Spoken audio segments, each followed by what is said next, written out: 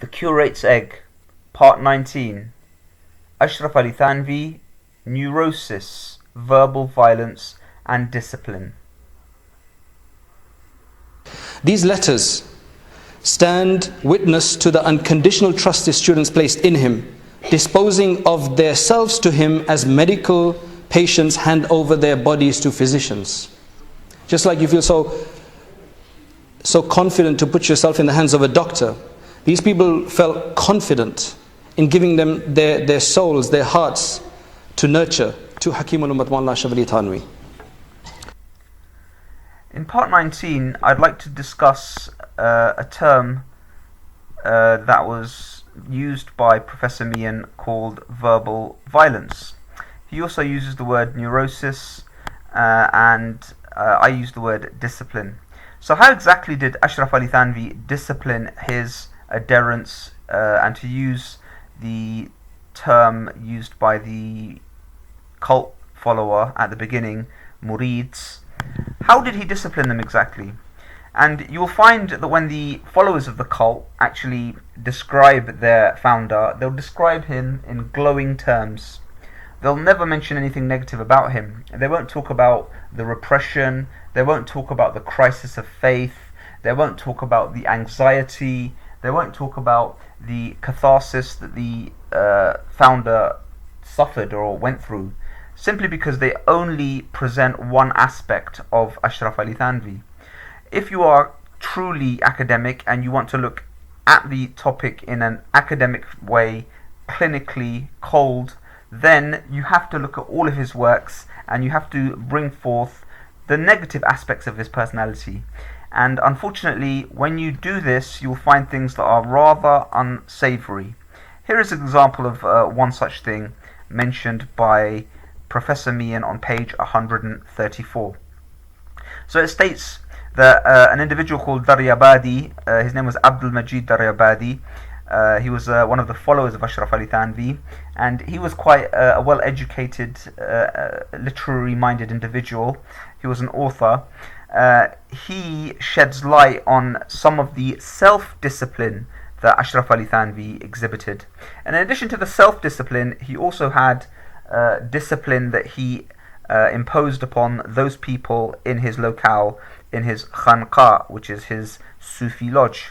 So it states, Thanvi observed rigorous self-laid principles in his daily interactions, correspondence, diet and living arrangement.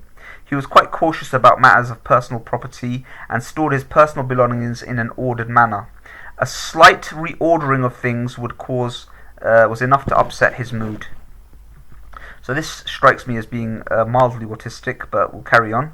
He was also strict in interpersonal relations.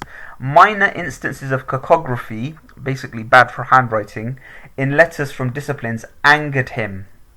So this person was so highly strung that if you wrote a letter in a poor fashion, it would invoke anger in the Sufi sheikh.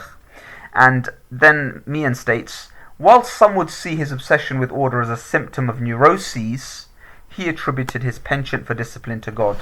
So I would call this neurotic, not because that's the word Mian used, but this is something that you should think.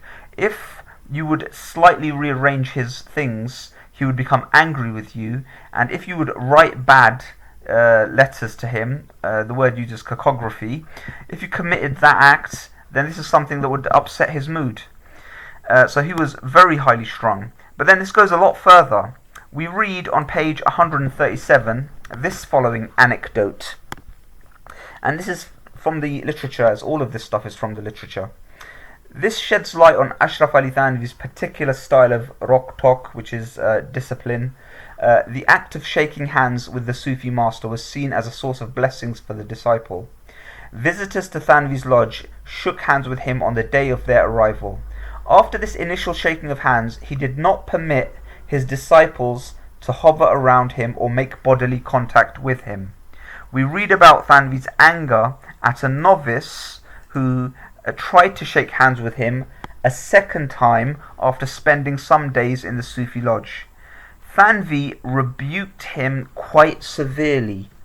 The disciple apologized, but Thanvi lectured him with a string of stern sentences.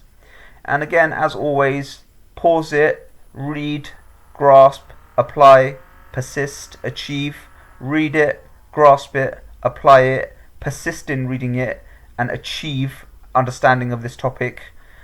This is how a cult leader would speak to a disciple. This is Thanvi's own words.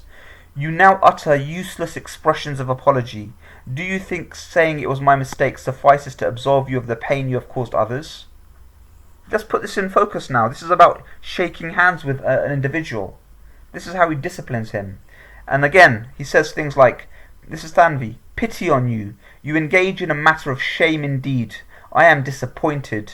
How will you be cured if I refrain from disciplining you due to the fear of earning a bad reputation for being curt? What is the benefit of keeping my company if these small ways of yours do not change? How will you be able to conform to the crucial teachings of religion when you cannot adhere to trivial norms of etiquette? This is crazy. I mean, this is for shaking hands. Is this something that a person of religion, a spiritual, righteous person, is this how they would lecture someone? And this is all the more galling when you read the stories of other TJ leaders having quite homoerotic sort of communication, haptic communication and contact, as the term was used by Mian earlier. So then Mian analyzes this. We encounter numerous other examples of Thanvi's outbursts of verbal violence throughout his recorded conversations. They are the Malfuzat of Thanvi. These dramatic words shed light on how Thanvi replaced corporal violence with verbal violence in the context of his Sufi practice. Thanvi used violence as a vehicle into the psychic lives of his disciples. This is Ashraf Ali Thanvi, and you really have to ask yourself the question, is this how discipline should be carried out? Or is this more in line with something like the Church of Scientology or the Hail Bop cult, which is mentioned in another series I've done about the Tablighi Jamaat, the House Divided? Is this something that religious, righteous people should do, or is this something that someone like Keith Raniere, a cult leader, would do? Is a person of God like Ashraf Ali Thanvi, or is this more like David Koresh from the Waco cult? Is this someone, a person who's revered, someone who's close to God, or is this something more akin to Jim Jones? Only you can decide that for yourself. Stay tuned for many more parts.